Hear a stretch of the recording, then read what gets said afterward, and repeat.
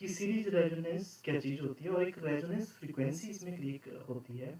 सो ये जो दोनों चीज़ें हैं, तो इससे पहले हमारे को ये अंडरस्टैंड करना पड़ेगा कि जो रेजोनेंस है इसका मतलब क्या है।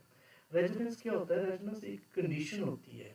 रेजोनेंस एक कंडीशन होती है जहाँ पे कोई सर्किट जो होता है, कोई आरएलसी सीरीज सर्किट या आरएलसी पैरेलल सर्किट जो होता है, अपनी मैक्सिमम आउटपुट प्रोवाइड करता है। अपनी मैक्सिमम कोई भी सर्किट, चाहे कोई भी एसी सर्किट, जब अपनी मैक्सिमम आउटपुट देता है, रिस्पांस प्रोवाइड करता है आउटपुट में, तो उस कंडीशन को हम बोलते हैं, उस सर्किट की वो कंडीशन जो होती है वो रेजोनेंट कंडीशन में हम बोलते हैं कि जो सर्किट जो है अब अपनी रेजोनेंट कंडीशन के ऊपर है। तो रेजोनेंट की कंडीशन क्रिएट कैसे की जाती है? रेजोनेंट की जो कंडीशन है वो क्रिएट की जाती है जब हम फ्रीक्वेंसी को वेरी करते हैं। अब ये डिफरेंस यहाँ पे क्रिएट होता है कि क्या ये जो हमारा रेजोनेंस जो है, क्या वो डीसी सर्किट में भी हो सकता है? क्योंकि दो तरह के सर्किट होते हैं, एक होता है डीसी सर्किट, एक होता है एसी सर्किट।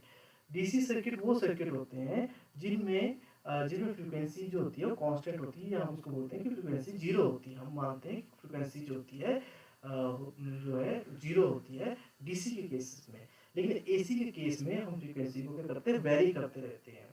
सो ये जो हमारा सोर्स है वीसी वोल्टेज सोर्स, ठीक है। तो हम यहाँ से क्या करेंगे, यहाँ से हम वोल्टेज प्रोवाइड करेंगे सर्किट के अंदर। तो अंदर क्या नेटवर्क बना होगा? अंदर हो सकता है आपके पास आरएलसी सीरीज सर्किट हो सकता है या आरएलसी पैरेलल सर्किट हो सकता है। तो ये जो सर्किट है ये अपना काम करेगा जिस तरह से इसके कंपोनेंट्स वगैरह हमने लगाए होंगे। सीरीज में लगाए होंगे तो सीरीज की तरह वर्क करेगा, पैरेलल में लगाए होंगे तो पैरेलल की तरह इसका रिस्पॉन्स आएगा। लेकिन जब ये आउटपुट आएगा तो मैक्सिमम आउटपुट देगा ये सर्किट किसी पर्टिकुलर एक फ्रीक्वेंसी के ऊपर। और जो पर्टिकुलर एक फ्रीक्वेंसी होती है उस पर्टिकुलर फ्रीक्वेंसी को हम बोलते हैं रेजोनेंट फ्रीक्वेंसी। फॉर एग्जाम्पल अगर आप यहाँ पे ये डायग्राम देखें, तो इस डायग्राम को देख के आपको क्या लगेगा? अब ये देखिए कि ये डिफरेंट डिफरेंट तरह की फ्रीक्वेंसीज हैं। ये जो एक्सिस के ऊपर जो है ये डिफरेंट डिफरेंट तरह की फ्रीक्वेंसीज को हम वेरी कर रहे हैं। लाइक हमने 920 से हमने वेरी करना शुरू किया 10 इंक्रीज करते हुए, और हम पहुंच गए 1010 के ऊपर। लेकिन हमने क्या ऑब्जर्व किया? हमने ऑब्जर्व किया कि यहाँ पे कुछ एक चीज जो है हाई स्पाइक गया है, ठीक है, और जितना आगे यहाँ पे नहीं है, ठीक है। तो इसका मतलब क्या हुआ? ये जो ये चीज है इसका मतलब ये है कि यहाँ पे इस पर्टिकुलर पॉइंट के ऊपर इस सर्किट की, कोई भी हमारा सर्किट है चाहे आरएलसी सीरीज में हो चाहे पैरेलल में हो, तो इस टाइम जो है सर्किट जो है आपकी अपनी रेजोनेंट फ्रीक्वेंसी के ऊपर है। तो रेजोनेंट फ्रीक्वेंसी के ऊपर जब सर्किट होगा तो मैक्सिमम आउटपुट सीरीज के केस में वो मैक्सिमम आउटपुट बाहर की तरफ सेंड करेगा। तो हम इसलिए हम इसको बोलते हैं कि रेजोनेंट कंडीशन। यहाँ पे मैंने लिखा भी है कि circuit gives the maximum output at a particular frequency. जो कोई सर्किट जो है मैक्सिमम आउटपुट देता है किसी पर्टिकुलर फ्रीक्वेंसी को, तो हम उस कंडीशन को बोलते हैं रेजोनेंट कंडीशन की। हमारा ये रेजोनेंट कंडीशन के ऊपर। अब सीरीज रेजोनेंस और पैरेलल रेजोनेंस दो टॉपिक होते हैं। तो सीरीज रेजोनेंस का मतलब होता है कि सारे के सारे जो एलिमेंट्स होते हैं वो आपके सीरीज में लगे होते हैं। फॉर एग्जांपल, तो उससे पहले कि जो है हम थोड़ा सा इसको और अंडरस्टैंड कर लेते हैं कि रेजोनेंस में क्या क्या चीज़ की हमारे को रिक्वायरमेंट पड़ती है, कौन कौन से एलिमेंट की रिक्वायरमेंट पड़ती है। तो हमारे को जो इसमें जो हमारे को रिक्वायरमेंट पड़ती है, हमारे को जो है दो दो एनर्जी सोर्सेज की रिक्वायरमेंट पड़ती है जो एनर्जी को स्टोर कर सके। ऐसे एलिमेंट चाहिए हमारे को जो एनर्जी को स्टोर कर सके। तो एनर्जी को कौन स्टोर करता है? एक तो या तो इंडक्टर स्टोर हो सकता है या कैपेसिटर, क्योंकि हमारे को पता है इंडक्टर जो रहता है एनर्जी को स्टोर करता है in the form of magnetic field, और जो कैपेसिटर होता है वो जो एनर्जी को स्टोर करता है in the form of electrical field. तो इसलिए जो रेजोनेंस सर्किट में ये दोनों एलिमेंट, ये पैसिव एलिमेंट, दोनों पैसिव एलिमेंट हमारे बहुत ज़्यादा जरूरी होते हैं। It is a fundamental concept based on which the, और इसकी वजह से इसकी एप्लीकेशन कहाँ है? ये जो रेजोनेंस है इसका हमारा प्रैक्टिकली यूज़ कहाँ है? हमारा इसका प्रैक्टिकली यूज़ है जो हमारा रेडियो स्टेशन जो हम चेंज करते हैं, तो हमारे को क्या होता है वहाँ पे एक पर्टिकुलर फ्रिक्वेंसी हम फाइंड आउट करते हैं, लाइक 98.5 हर्ट्ज के ऊपर, 102 मेगा हर्ट्ज के ऊपर, जैसे एफएम रेडियो मिर्ची है इस पर्टिकुलर फ्रिक्वेंसी के ऊपर। तो जो फ्रिक्वेंसी है, पर्टिकुलर फ्रिक्वेंसी जो है वो सिलेक्ट कैसे की जाती है? वो सिलेक्ट की जाती है आपकी रेजोनेंस सर्किट की वजह से। तो रेजोनेंट इसलिए इसका जो है इसका प्रैक्टिकली बहुत ज़्यादा यूज़ है इस चीज़ का। तो अब ये आता है कि नेक्स्ट तो ये कि आपका जो रेजोनेंस जो सर्किट है दो तरह के हो सकते हैं, जैसे एक सीरीज भी हो सकता है और पैरेलल भी हो सकता है, ठीक है।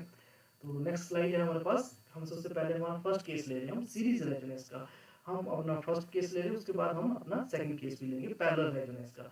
तो पहले हम सीरीज रेजोनेंस को एक अच्छे तरीके से पूरा अंडरस्टैंड करेंगे। सीरीज रेजोनेंस में क्या कंडीशन आती है, क्या नहीं आती, कौन सी रेजोनेंट फ्रीक्वेंसी इसमें क्रिएट होती है, उसकी वैल्यू क्या होती है, और पैरेलल में जो रेजोनेंट फ्रीक्वेंसी आती है क्या वो दोनों इक्वल होती हैं या डिफरेंट होती है। फिर हम इसमें स्टडी करेंगे इसका क्वालिटी फैक्टर। तो क्वालिटी फैक्टर क्यों क्यों हम स्टडी करते हैं, उसका उसका क्या बेनिफिट है, ये सब कुछ हम इसमें इस पूरे टॉपिक में अब हम स्टडी करेंगे। तो मैंने आपको बोला था कि जो सीरीज रेजोनेंस में क्या होगा कि आपके तीनों एलिमेंट जो है पैसिव एलिमेंट जो है आपके तीनों रेजिस्टेंस इंडक्टर और कैपेसिटर, तीनों के तीनों रेजिस्टेंस जो हमारे पैसिव एलिमेंट है, हमने क्या किया एक एक्टिव एलिमेंट के साथ जो वोल्टेज सोर्स का एक एक्टिव एलिमेंट है और इसके साथ हमने इसको कनेक्ट कर दिया। जैसे हम किसी सर्किट में वोल्टेज सोर्स को आप कनेक्ट करोगे तो नेचुरल सी बात है उसमें करंट फ्लो करना शुरू कर जाएगा।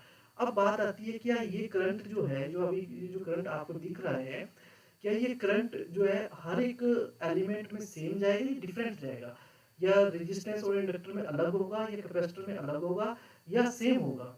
तो ये जो करंट इसमें फ्लो करेगा ये सेम अमाउंट ऑफ करंट जो है आपका रेजिस्टेंस में भी फ्लो करेगा, आपके इंडक्टर में भी फ्लो करेगा और आपके कैपेसिटर में भी same amount of the current he flow करेगा। क्यों करेगा? क्योंकि ये सारे एलिमेंट आपके सीरीज में है। अगर ये पैरेलल में होता तो सर्किट क्या, तो करंट क्या होता, करंट आपका डिवाइड हो जाता। लेकिन इस टाइम क्या डिवाइड हो रहा है, इस टाइम हमारी वोल्टेज डिवाइड हो रही है। तो वोल्टेज कैसे हो रही है, देखो ये है आपकी टोटल वोल्टेज V, ठीक है। तो कुछ एक वोल्टेज यहाँ ड्रॉप हो रही है आपके पास, इसके अक्रॉस कुछ वोल्टेज ड्रॉप होगी, कुछ एक वोल्टेज इसके ड्रॉप होगी और कुछ एक वोल्टेज इसके ड्रॉप होगी। अगर मैं बोलूँ कि कितनी वोल्टेज ड्रॉप होगी इन तीनों एलिमेंट की, तो आप बोल सकते हो उनका जो सम होगा वो होगा उसके इतनी वोल्टेज का। मान लो कि अगर यहाँ पे है 100 वोल्ट, ठीक है, तो कुछ एक वोल्ट यहाँ पे ड्रॉप होगा, कुछ एक वोल्टेज यहाँ ड्रॉप होगा, कुछ एक वोल्टेज यहाँ ड्रॉप होगा। लेकिन उसका जो समेशन होगा तीनों वोल्टेज का जो ड्रॉप का जो समेशन होगा वो इक्वल होगा जितनी वोल्टेज आपने अप्लाई की है। इस चीज इसलिए हम इसको बोलते हैं कंजर्वेशन ऑफ एनर्जी भी बोला जाता है। कंजर्वेशन ऑफ एनर्जी आप पीछे की क्लासों में पढ़ते आए हैं। तो कंजर्वेशन ऑफ एनर्जी को क्या होता है कि energy can neither be created nor be destroyed but it can be transfer one form to another form. तो सेम कॉन्सेप्ट आपका यहाँ पे भी अप्लाई होगा। तो अब हम इसको क्या करेंगे, अब हम इसमें सॉल्व करेंगे, इस क्वेश्चन को सॉल्व करेंगे। तो इसको सॉल्व करने से पहले हमारे को एक मैथमेटिकली इसकी फॉर्म क्रिएट करनी पड़ेगी। तो मैथमेटिकल फॉर्म क्रिएट करने के लिए हम इसमें लगाएंगे केवीएल। तो केवीएल जो हम लगाएंगे तो आपको पता है कि यहाँ पे वोल्टेज सोर्स है, इसको हमने एक वोल्टेज सोर्स कंसीडर कर लिया, इसको हमने एक वोल्टेज कंसीडर कर लिया और एक को एक वोल्टेज कंसीडर कर लिया।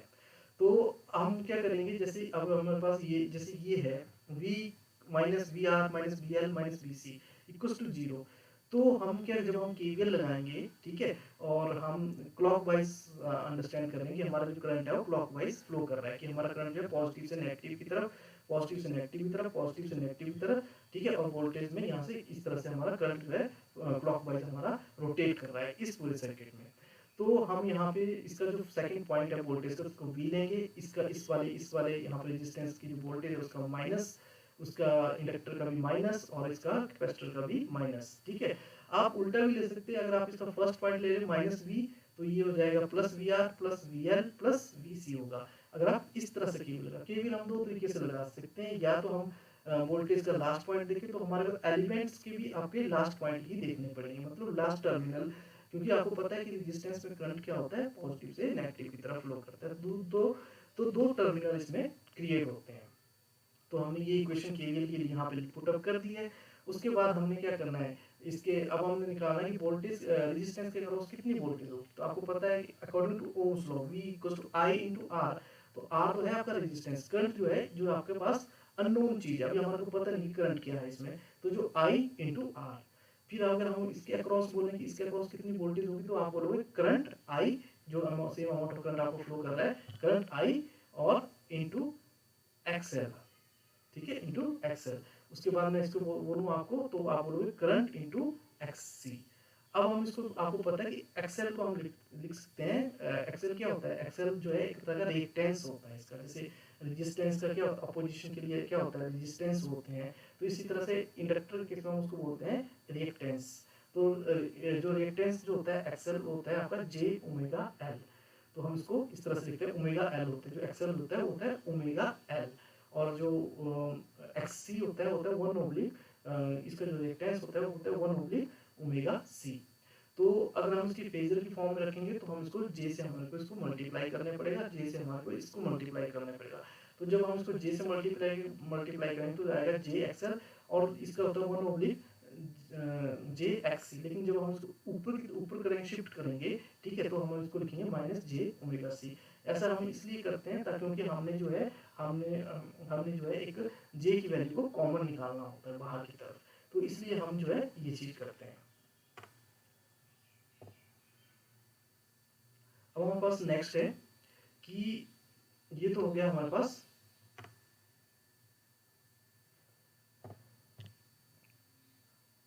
कि अभी हम किस तरह से अब हम आगे आगे इसको प्रोसीड करेंगे। तो जैसे हम इसको आगे प्रोसीड करेंगे तो हमने क्या करना है, इसकी पर्टिकुलर वैल्यू को पुटअप कर देना है। पुटअप करने के बाद हम क्या करेंगे, करंट को बाहर निकाल देंगे, जे को भी बाहर निकाल देंगे, तो हमारे पास जो इक्वेशन आएगी वो आएगी हमारे पास एक्सएल माइनस एक्ससी। तो अब हम क्या करेंगे, इस करंट को क्रॉस मल्टीप्लाई कर देंगे इस साइड, तो वी ओवरऑल आई आपको पता है कि रेजिस्टेंस होता है अकॉर्डिंग टू ओम्स लॉ, लेकिन हम इसमें ओवरऑल सर्किट का देख रहे हैं तो हम उसको जेड से डिनोट करेंगे और हम उसको इम्पीडेंस कंसीडर करेंगे।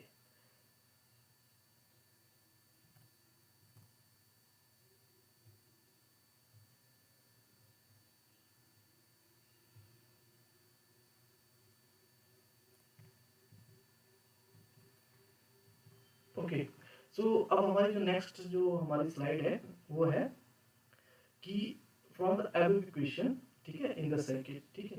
तो अब ये अभी जैसे हमने इसको सॉल्व किया तो हमारे पास जो जेड की वैल्यू आएगी वो आएगी Z equals to R plus J XL minus XC, ये हमारे पास जेड की वैल्यू आ जाएगी, मतलब टोटल इंपीडेंस इस आरएलसी सर्किट में इतना इंपीडेंस हमारे पास आ जाएगा। अब हम देखेंगे, अब हम इसमें कुछ और चीजें फाइंड आउट करने की कोशिश करेंगे, लाइक मैंने जैसे बोला था कि रेजोनेंट फ्रीक्वेंसी फाइंड आउट करनी है, और क्वालिटी फैक्टर फाइंड आउट करना है, और बैंडविड्थ फाइंड आउट करनी है। तो अब हम उस चीज को हम कैसे फाइंड आउट करेंगे। तो रेजोनेंट फ्रीक्वेंसी की हमने बोला था कि रेजोनेंट फ्रीक्वेंसी के लिए हमारे को एक्सएल और एक्ससी की वैल्यू को हमारे को इक्वल करना पड़ेगा। तो जब हम एक्सएल और एक्ससी की वैल्यू को जब हम इक्वल करेंगे तो एक्सएल और एक्ससी, तो आपको पता है मैंने अभी बताया आपको कि एक्सएल क्या होता है 2 पाई एफएल होता है, और एक्ससी जो होता है हमारे पास 1 ओब्लिक 2 पाई एफसी होता है, मतलब 1 ओब्लिक ओमेगा सी होता है। तो ओमेगा की वैल्यू हम लिख सकते हैं 2 पाई एफ। तो अब हमें क्या करना है, इसको क्रॉस मल्टीप्लाई कर देना। जब हम क्रॉस मल्टीप्लाई कर देंगे तो हमारे पास जो फ्रीक्वेंसी आ जाएगी वो हमारे पास कुछ इस तरह से आ जाएगी। जब हम इसको स्क्वायर रूट करेंगे तो हमारे पास आ जाएगा 2 पाई अंडर रूट एलसी। अब ये जो अब ये फ्रीक्वेंसी आई है, अब ये जो फ्रीक्वेंसी है ये इसको हम बोलते हैं रेजोनेंट फ्रीक्वेंसी। रेजोनेंट फ्रीक्वेंसी, अब ये वही कंडीशन, ये वही फ्रीक्वेंसी है जहाँ पे कोई सर्किट जो है अपनी मैक्सिमम आउटपुट प्रोवाइड करता है आउटपुट के लिए। कोई नेटवर्क जो है चाहे कोई सीरीज का हो चाहे कोई पैरेलल का है, लेकिन अगर वो मैक्सिमम आउटपुट कब प्रोवाइड करेगा तो वो प्रोवाइड करेगा इस रेजोनेंट फ्रीक्वेंसी को। मैथमेटिकली हम इसको इस तरह से डिनोट करते हैं। तो अब हमारा जो नेक्स्ट है, तो अब आपको ये पता है कि जो जो रेजोनेंस जो फ्रीक्वेंसी है वो डिपेंड करती है आपके इंडक्टर और कैपेसिटर के ऊपर, और ये इंडिपेंडेंट होती है रजिस्टर के। क्यों होता है ऐसा, ऐसा इसलिए होता है क्योंकि ये जो इंडक्टर और कैपेसिटर जो होता है ये स्टोरेज एलिमेंट की तरह भी वर्क करते हैं। जैसे मैंने आपको शुरू में बताया था कि इलेक्ट्रिक फील्ड और मैग्नेटिक फील्ड को भी स्टोर करते हैं, लेकिन रेजिस्टेंस एक ऐसा एलिमेंट है जो भी कुछ भी स्टोर नहीं करता। अब नेक्स्ट है हमारे पास कि अब हमारे को ये इक्वेशन जो है अब हमारे पास आ चुकी है। We got the impedance Z equals of the series RLC circuit. तो इम्पीडेंस जो है हम आर प्लस जे ब्रैकेट में एक्सएल माइनस एक्ससी हम लिख सकते हैं। तो अगर जब हम इसको जब सब्स्टिट्यूट करेंगे, एक्सएल आपको पता है कि एक्सएल इक्वल्स टू एक्ससी होता है, तो जो एक्सएल की जगह हम एक्ससी को पुट कर सकते हैं। तो दोनों एक्ससी और एक्सएल क्या हो गए, इक्वल हो गए, तो इन दोनों को क्या होगा, ये दोनों क्या हो गए आपस में हमारे कट हो गए, आपस में इसको हम जीरो कर सकते हैं। तो जब हम इसको जीरो करेंगे तो आपके पास जो इक्वेशन आएगी वो कुछ इस तरह से बन के आ जाएगी। इस तरह से आपके पास वो इक्वेशन बन के आएगी, Z equal to R plus J zero. अब ये जीरो कैसे आया, एक्सएल माइनस एक्ससी, और एक्सएल और एक्ससी दोनों इक्वल हो गए तो ये चीज जीरो आ गई। तो उस टाइम जो है जो इम्पीडेंस जो है वो सिर्फ आपका आर रहा। तो एट रेजोनेंस फिर क्या हुआ, eight resonance the impedance Z, at resonance the impedance z of the series RLC circuit is equals to the value of resistance R, ठीक है, और z इक्वल्स टू R हो जाएगा। इस टाइम क्या हुआ कि अब हमारे पास जो XL और XC की जो वैल्यू है वो आपकी कट होगी, ठीक है, तो आपका जो इम्पीडेंस रहेगा हुआ वो सिर्फ हमारे पास सिर्फ R के इक्वल रह गया। तो current flowing in the circuit जो हम इस तरह से लिख सकते हैं, XL minus XC equals to zero. So XL और में एक्ससी की जगह हम जीरो पुट अप कर देते हैं तो V equals to I R होगा, और जो करंट जो आप फ्लो करेगा इस सर्किट में जो आरएलसी सीरीज सर्किट में तो वो होगा V ओब्लिक आर के इक्वल, ठीक है। Therefore the current flowing through series RLC circuit at resonance, हम बोल सकते हैं कि किसी सर्किट में अगर आपसे पूछा जाए कि किसी सर्किट, कोई सर्किट है और वो रेजोनेंस कंडीशन में है तो उसमें करंट कितना फ्लो करेगा, तो आप बोल सकते हो कि उसमें वोल्टेज जितनी आपकी अमाउंट ऑफ वोल्टेज है ओब्लिक रेजिस्टेंस, उस टाइम जो है उसके इंडक्टर और कैपेसिटर का कोई भी उसमें पार्टिसिपेशन नहीं होगा। क्यों नहीं होगा, क्योंकि एक्सएल और एक्सी आपके इक्वल हो गए हैं, तो ये दोनों एक दूसरे को क्या कर देंगे, कैंसिल आउट कर देंगे। तो क्या होगा कि इतना मैक्सिमम फिर क्या होगा, अगर रेजिस्टेंस अब क्या होगा, पहले आपका रेजिस्टेंस जो है रिएक्टेंस का भी एक रेजिस्टेंस था और कैपेसिटर का भी एक रिएक्टेंस रेजिस्टेंस था, ठीक है, लेकिन अब क्या वो दोनों कैंसिल आउट हो गए, तो आपके पास सिर्फ एक ओनली सिंगल रेजिस्टेंस रहेगा।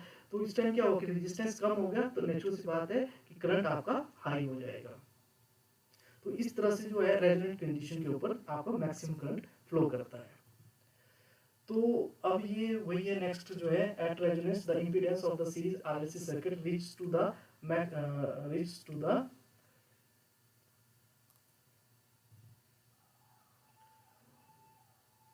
hence the maximum current flows through the circuit at resonance। तो वोल्टेज अक्रॉस रजिस्टर जो अब हमने निकाला कि उस टाइम जो वोल्टेज जो हमारे पास जो रजिस्टर था उसके अक्रॉस कितनी वोल्टेज है उस टाइम उस सर्किट के अक्रॉस की।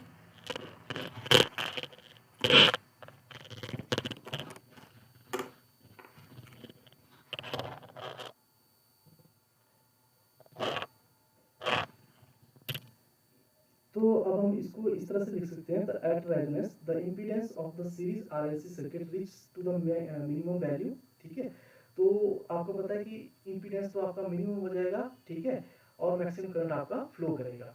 तो वोल्टेज अक्रॉस द रजिस्टर, ठीक है, the voltage across the register is, आपको पता है कि वोल्टेज क्या होगी, आई इंटू आर होगी। तो आपको पता है कि आप करंट की वैल्यू ऑफ करंट आपको पता है अकॉर्डिंग टू ओम्स लॉ होता है V ओब्लिक आर। तो जैसे हमने V ओब्लिक आर किया तो आर और आर आपके क्या हो गए, कैंसिल आउट हो गए। जब ये दोनों कैंसिल आउट हो गए तो आपके पास जो VR वोल्टेज होगी वो रहेगी आपकी V वोल्टेज। इसका बोलने का मतलब ये है कि सीरीज रेजोनेंस सर्किट में जब आपकी रेजोनेंट कंडीशन होगी तो रेजिस्टेंस के अक्रॉस कितनी वोल्टेज फ्लो होगी, तो उतनी वोल्टेज फ्लो होगी जितनी जितनी वोल्टेज आपकी स्टार्टिंग में फ्लो होगी। तो सारी वोल्टेज जो होगी आपकी सिर्फ रेजिस्टेंस के अक्रॉस ही फ्लो करेगी, ठीक है। आप मतलब जितना मान लो कि 100 ओम की वोल्टेज ओवरऑल, पहले जब आपका रेजोनेंट कंडीशन नहीं थी तो 100 ओम के 100 वोल्ट की आपकी वोल्टेज सोर्स था, ठीक है। तो कुछ एक वोल्टेज रेजिस्टेंस के अक्रॉस भी ड्रॉप हो रही थी, कुछ एक वोल्टेज जो है इंडक्टर के अक्रॉस भी ड्रॉप हो रही थी, और कुछ एक वोल्टेज जो है कैपेसिटर के अक्रॉस भी ड्रॉप हो रही थी। लेकिन अब ऐसा नहीं होगा, अब सारी वोल्टेज जो है आपके पास आपके रेजिस्टेंस के अक्रॉस ही सारी वोल्टेज आपको मिलेगी, ठीक है। तो वोल्टेज अक्रॉस द, अब नेक्स्ट है के the voltage across the inductor. अब इंडक्टर के अक्रॉस कितनी वोल्टेज आएगी, ठीक है। तो the voltage across the inductor is, अब हम बोल सकते हैं कि वोल्टेज जो है कि इंडक्टर के across I into J XL, ये वाली वोल्टेज जो है आपके इंडक्टर के अक्रॉस जाएगी, ठीक है। सो तो substitute the value of current I in the circuit, जब हमने करंट की वैल्यू अपने यहाँ पुट की तो अब आपको पता है कि करंट जो है V ओब्लिक R होगा, J XL होगा, ठीक है। और J को अगर हम बाहर कॉमन ले लिया तो रह गया आपके पास XL ओब्लिक R। J को हमने क्या किया, बाहर अलग कर दिया, ठीक है, XL ओब्लिक R हमने एक कर लिया इंटू V। हम इसको इस तरह से लिख सकते हैं, और आपको पता है J और XL ओब्लिक R को हम लिख सकते हैं Q। अब ये जो Q होता है, Q होता है आपका क्वालिटी फैक्टर। अब जितना अच्छा क्वालिटी फैक्टर होगा उतनी ही अच्छी आपकी बैंडविड्थ होगी, ठीक है। तो इंटू V। अब ये जो क्वालिटी फैक्टर होता है ये आपकी बैंडविड्थ को इंडिकेट करता है। Therefore the voltage across the inductor, अब हम निकालेंगे कि वोल्टेज अक्रॉस द इंडक्टर कितनी वोल्टेज होगी, तो VL equals to J Q V, तो जितनी वोल्टेज आपके पीछे से आ रही थी, ठीक है, V into Q quality factor, इसमें अब देखो एक चीज और ऐड होगी, क्वालिटी फैक्टर क्यू, ठीक है। तो नेचुरल सी बात है, इसमें जो वोल्टेज होगी अब आपकी इंक्रीज हो जाएगी उसके अकॉर्डिंग, जो पहले आपकी वोल्टेज थी, ठीक है, उससे कुछ एक आपकी इंक्रीज हो जाएगी J Q V. So the magnitude of the voltage across inductor at resonance will be, तो हम बोल सकते हैं कि कितना मैग्नीट्यूड होगा, तो होगा VL क्यू वी, इतना मैग्नीट्यूड होगा। तो Q is the quality factor and its value is equals to XL oblique XR.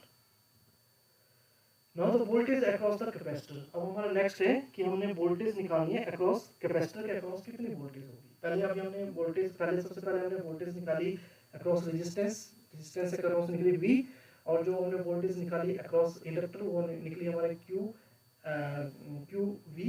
अब हम निकाल रहे हैं कैपेसिटर के अक्रॉस वोल्टेज कितनी होगी, तो सेम वही चीज VC इक्वल टू I और ब्रैकेट में JXC। अब हम क्या करेंगे, करंट कितना होता है, करंट होता है V ओब्लिक R, और JXC की वैल्यू हमने वैसे पुट अप कर दिया। अब हमने J को कॉमन ले लिया और XC ओब्लिक XR कर दिया इनटू V कर दिया, तो J Q और V। तो उसके बाद हमने क्या किया, अब हम अगर इसके voltage across the capacitor at resonance के ऊपर हम बोल सकते हैं VC इक्वल टू JQV। अगर हम इसका मैग्नीट्यूड निकालें तो मैग्नीट्यूड में आपको पता है इसका स्क्वायर रूट होता है, इसका स्क्वायर रूट करेंगे तो J और का स्क्वायर होएगा तो -1 आएगा, तो माइनस पहले लगा हुआ है तो ये आपका पॉजिटिव में कन्वर्ट हो जाएगा QV। अगर हम इसका मैग्नीट्यूड फाइंड आउट करेंगे तो ये हो गया QV। तो अब आप एक चीज ऑब्जर्व करोगे कि जितनी वोल्टेज आपके इंडक्टर के अक्रॉस थी उतनी ही वोल्टेज आपके अक्रॉस कैपेसिटर भी आपके पास आ रही है यहाँ पे, ठीक है। सो नेक्स्ट है आपके पास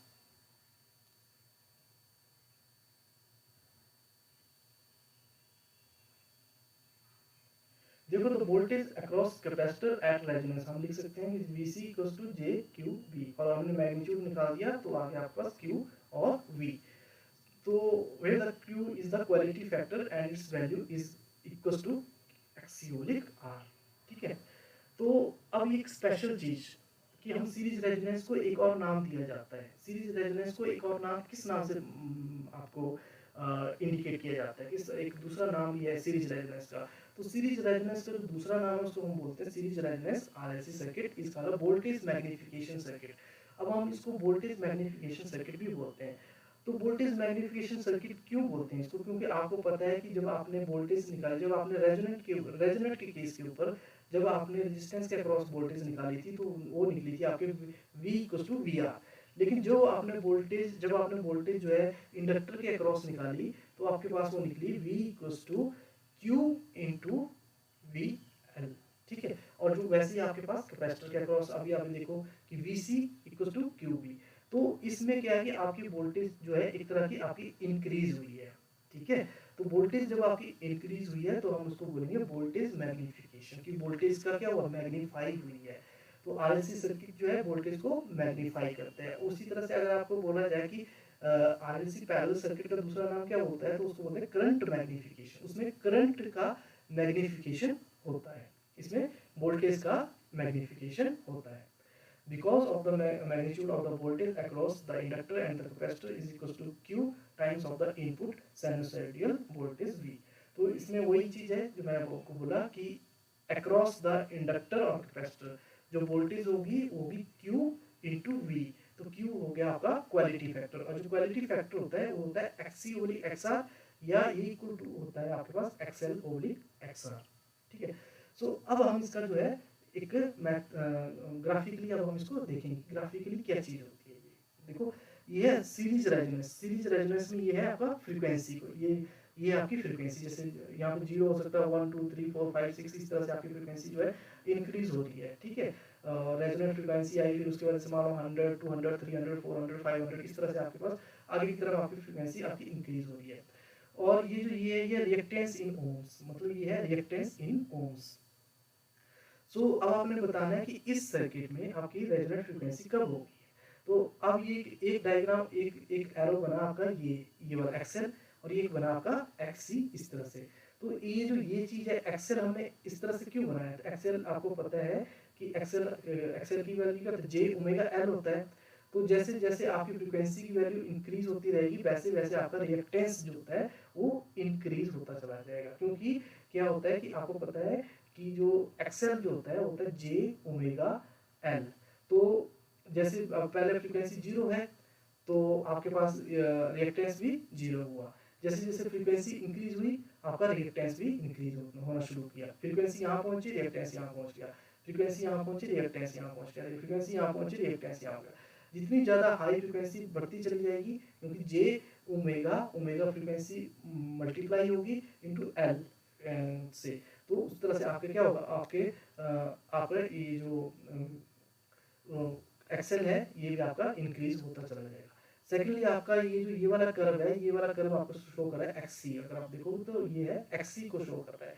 अब एक्सी को कैसे शो कर रहा है? तो आपको पता है कि जब आपकी फ्रीक्वेंसी कम होगी तो वहां पे क्या होगा, रिएक्टेंस ज्यादा होगा। लेकिन जैसे जैसे फ्रीक्वेंसी इंक्रीज होती रहेगी आपका रिएक्टेंस क्या होगा, डिक्रीज होता चला जाएगा। ऐसा इसलिए हो रहा है क्योंकि आपको पता है कि ये जो है 1/जे ओमेगा सी होता है। तो पहले आपकी अगर अगर आप फ्रीक्वेंसी को पहले जीरो मान लेते हैं, ठीक है, तो जे 1/जे इंटू जीरो इंटू सी। तो ये आपको पता है 1/जीरो जो होता है आपका इन्फिनिटी होता है। इन्फिनिटी टाइम जो होगा, इन्फिनिटी टाइम जो होगा कैपेसिटर का रिएक्टेंस होगा जीरो जीरो उसके ऊपर। फिर जैसे जैसे अब हम क्या करेंगे, जैसे जैसे अब हम फ्रीक्वेंसी को इंक्रीज करते चले जाएंगे, ठीक है। जैसे जैसे अब हम क्या करेंगे, अब हमने क्या किया, यहाँ से हमने क्या किया, फ्रीक्वेंसी इंक्रीज होती चलेगी तो हमारा क्या होगा, रिएक्टेंस हमारा डिक्रीज होता चला गया। रिएक्टेंस हमारा डिक्रीज होता, जैसे जैसे हमारी फ्रीक्वेंसी इंक्रीज होती गई हमारा जो रिएक्टेंस है वो हमारा डिक्रीज होता चला गया, ठीक है। तो इस तरह से ये ओवरऑल जो है एक्सप्लेनेशन है आपके सीरीज रेजोनेंस की। तो सीरीज रेजोनेंस में हमने क्या देखा कि इसमें एक रेजोनेंट कंडीशन आती है, और वो जो रेजोनेंट कंडीशन आती है उसमें क्या होता है, उसमें उसमें जो है एक रेजोनेंट कंडीशन आएगी। तो रेजोनेंट कंडीशन में क्या होगा कि आपके जो करंट जो होगा वो मैक्सिमम फ्लो करेगा एज कम्पेयर टू आपका पहले और आपके बाद में। तो आपकी एक और चीज अगर आपने यहाँ पे देखना है तो आप यहाँ पे एक चीज और ऑब्जर्व करोगे कि यहाँ से जीरो से लेके एफ आर, तो जीरो जब आपकी फ्रीक्वेंसी कम थी रेजोनेंट फ्रीक्वेंसी से, तो आपका जो सर्किट है वो आपका कैपेसिटिव सर्किट बना, ठीक है।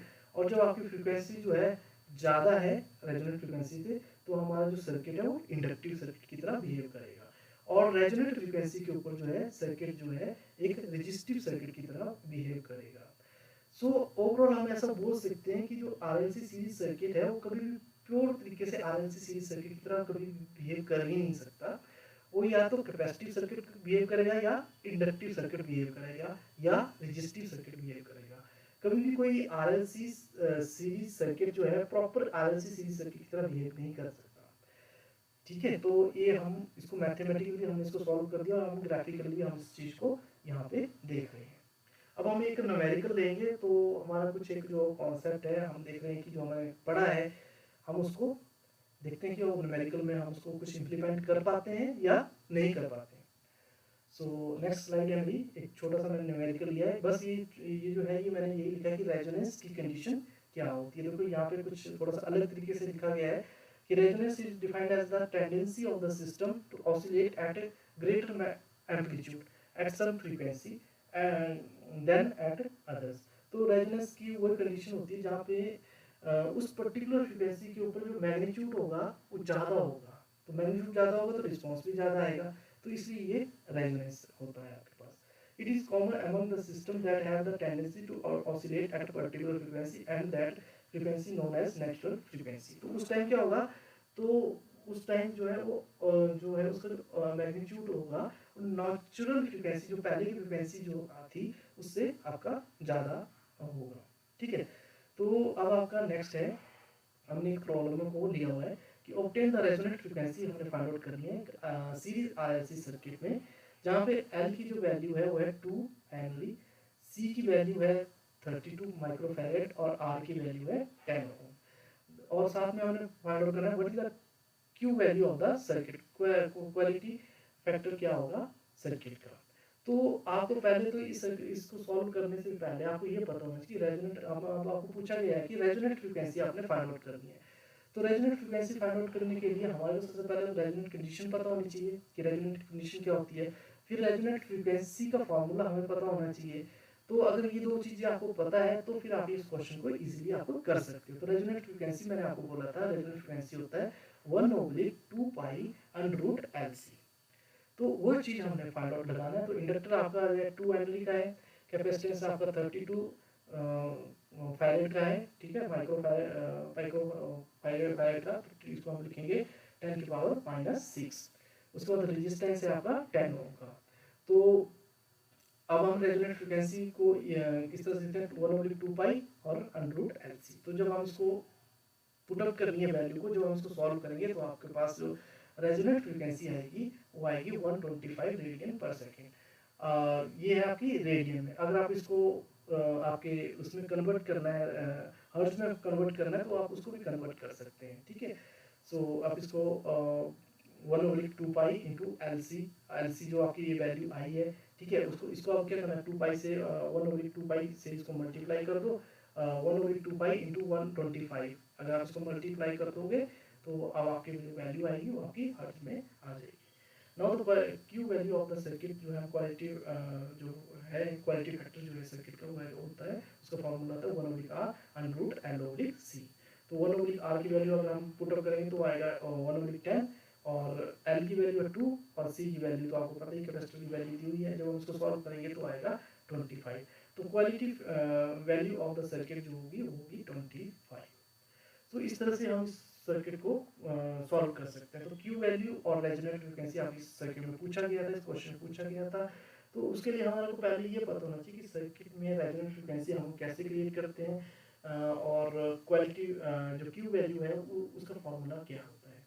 तो जब अगर आप ये दोनों चीज़ें पता है तो हम इस सर्किट को इजीली हमारा सॉल्व कर सकते हैं। सो ये हमारे पास सीरीज रेजोनेंस का कॉन्सेप्ट। अब हम एक बार फिर से इसको एनालाइज कर लेते हैं, ठीक है। तो अब आपको शायद और अच्छे से समझ आ गया होगा।